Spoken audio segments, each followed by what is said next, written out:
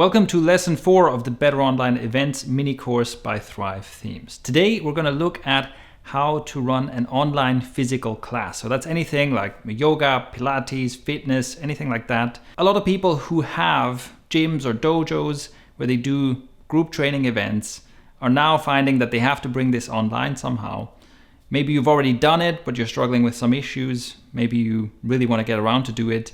And in this lesson, we're going to show you what you need to know to make it happen. As always, the basics are covered in lesson 1 and we won't retread the same material again. Instead, we'll go straight into what actually makes a physical online class different. And really, there is one difference that causes two main problems that we're going to help you solve. So the problem is that when you are sitting in front of a laptop, you're framed something like this. And of course, as soon as you move around, as soon as you do anything else, you disappear out of the frame. Apart from that, you can't really do many exercises if you've got a desk and a laptop right in front of you. You have to change that framing, and here's what that looks like. The solution to this framing problem is simply that I have to move the camera all the way back. So if I'm using a webcam, the built-in webcam or an external webcam on my laptop, then I can't really change the view angle, and I just have to move that thing all the way back until I fit this frame. As we've mentioned in previous lessons, it's really important to do your preparation. So before I ever start any kind of lesson, I want to make sure that I set this up and I figure out exactly how much space do I actually need. How much of me needs to be visible? Am I going to be moving around? And I want to make sure that basically whatever exercises I want to go through, I test that out, I rehearse that and make sure that I stay in frame. One aspect of our setup here is that we've actually mounted the webcam on a chair. So we're using an external webcam, which makes things a bit easier. It means that we don't have to kind of try and mount the laptop somewhere.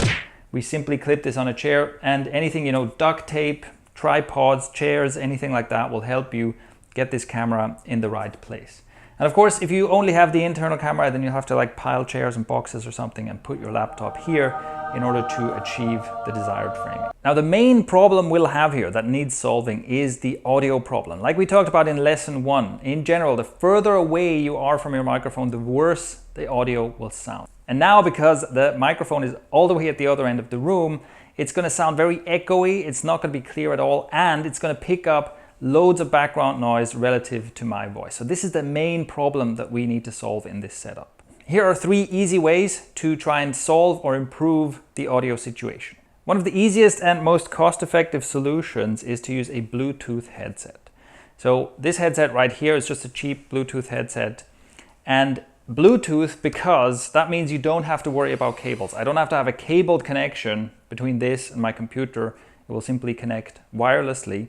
And the main reason I'm wearing it here is so that it can pick up audio from this microphone. Plus, if people are interacting with me in the class, I also have the option to hear them right here. And this is definitely worth trying. And it's also a headset like this, especially a smaller one, right? This is not like a big bulky headset. Means that I can be moving around, I can be doing exercises and so on. This will probably stick to my head fairly reliably. Now, if you don't have such a Bluetooth headset, or you're waiting for one to be delivered and you want to get started with a class and fix the audio, if you have something like AirPods or just this kind of fully wireless headset, this is as well a Bluetooth headset, and it's made for phones, which means it also has a built-in microphone. So this is made to also take calls, and that's worth trying. Use these, pair them with your computer, use this as the microphone.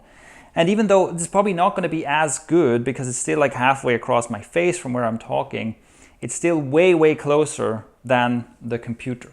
So that's worth trying. If you have AirPods or any kind of Bluetooth wireless earbuds that are made to also be compatible with calls, that is worth trying to improve your audio. And of course, they have the same advantage that the headset has as well, is once they're in, I can move around. They don't obstruct my motion.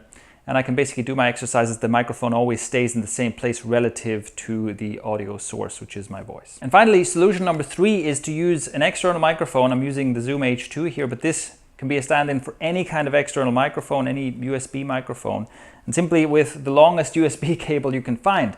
So what I'll do here is I plug in my microphone on one side, and then plug this into the computer. And then I simply walk this microphone as close to me as it will go. And I just place it on the floor here. And then when I'm in position, that's not ideal. I'm still fairly far away from that microphone, but this microphone is going to be a higher quality microphone than the one in the laptop, and it is significantly closer to me. So this, not an ideal solution, but it's still going to be worlds better than if I'm just kind of yelling into the microphone all the way across the room. The second problem that is caused by the physical distance between you as the teacher and your computer and the camera is that it is much more difficult to interact with the participants in your class. So again, in a meeting or a presentation setting, you're sitting right there and you can see the chat messages and things like that, and you can answer because you're sitting right in front of your computer. But if the computer is halfway across the room, then you can't really see what's going on. And even if you do see what's going on, because you're doing the physical exercises, because you're demonstrating, you can't really interact in the same way. This is why the second important solution I recommend for anyone doing online physical classes is to get an assistant involved. And that can be either someone on location with you who is working on the laptop where you are running your online meeting or online class, or it can be someone working remotely. Almost no matter what meeting tool you use, you can usually assign someone else to be either a host or a presenter or an admin or an assistant or whatever it's called. But basically, you can give someone else the privileges to be able to see and respond to chat messages and questions and to mute and unmute people and so on. If you have an assistant on site with you, that can be easier. It can be easier to have that direct interaction. But if not, you can have them remotely, and you can even ask someone in the class to volunteer to help you out. Because it's going to make your class much easier if there's one other person who's basically in charge of making sure that things go smoothly, who can notify you if there's some problem, some technical problem, if your connection drops or if someone has a question or something like that. If there's one person that comes through, so you don't have to think about running your class and always trying to check in on what's happening on the technical side and what's happening with the feedback you're getting from the class. So those are the two problems that you can solve immediately, the audio problem and the moderation or assistance problem. And with that out of the way, let's also have a look at a more advanced and higher budget setup that gives you a bit more options. So a key to getting a higher quality recording here is basically using this tool here, which is called a Cam Link by Elgato, which we can use to connect a digital camera, mirrorless camera such as this one, with our computer, and our computer will essentially recognize it as a webcam. So the way this works is that this has an HDMI input on one side and a USB on the other side. And what I do is I connect the HDMI with the camera. So the camera has an HDMI out right here that sends a signal into this, and then I connect the USB part here with the computer.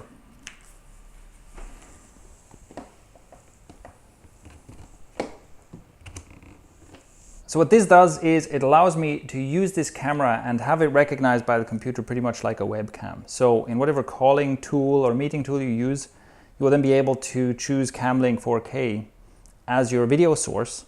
And one of the major advantages of having a camera like this, so what I have here is a Sony a7 III, which is not necessarily what I would recommend. It's a bit overkill for this. There are much cheaper options, such as the Panasonic G70 and G85 or the Sony a6000, which are mirrorless cameras that you can use in this way, and that will give you a massive upgrade to your video quality, and that you can choose your lens for. So you can get different lenses, and as we can see here, I can get a very wide angle on this using a wide angle lens, which means I need a lot less space. I don't need to move this as far back as I did with the webcam, because generally most webcams don't have that wide an angle.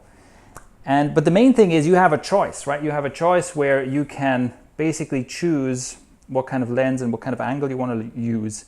And it just makes it much easier to get a setup that will actually work in the environment that you're in. The second part of a more advanced setup would be a wireless mic solution. So where you basically have a wireless sender that pairs with a wireless receiver. And you have either a lavalier mic that you clip on, or you have one of these stage speaker mics. That I don't have one of those, but I'm sure you've seen those, right? These tiny little mics that go around your ear, which is also great for a physical class because you can move around. And that gives you probably the best audio quality you can get for this kind of circumstance. So what you'd have is that mic, and you clip this into your pants or something, so this moves with you. And with this, you can send a very high quality audio signal and then also send that into your computer. But that is, of course, a fairly high budget solution. The one I'm using for demonstration purposes here is the Saramonic, something like UW Mic 9 or something like that. And this you would have to pair with an external recorder, and then the recorder goes into your computer. So you need multiple extra devices to make this setup work. But I just wanted to mention that in case you're looking for a highly professional kind of setup, and in case the online classes are something you want to scale up, that is where you might want to end up with your equipment. All right, so that is our guide for how to do a better quality physical online class. Now, note that on the Thrive Themes blog, we also have a blog post that describes in detail the kind of technical setup that you can use to use online classes, online meetings, and things like that to build your mailing list, so with free classes. And also, if you want to find a way to get paid for these classes and do that online, we'll also cover that in the blog post. So the link to that will be below. That's it for this lesson. I hope you've enjoyed this series so far. If you do, please leave a like. It helps more people find these videos. And of course, if you have any questions or feedback, go ahead and leave a comment below.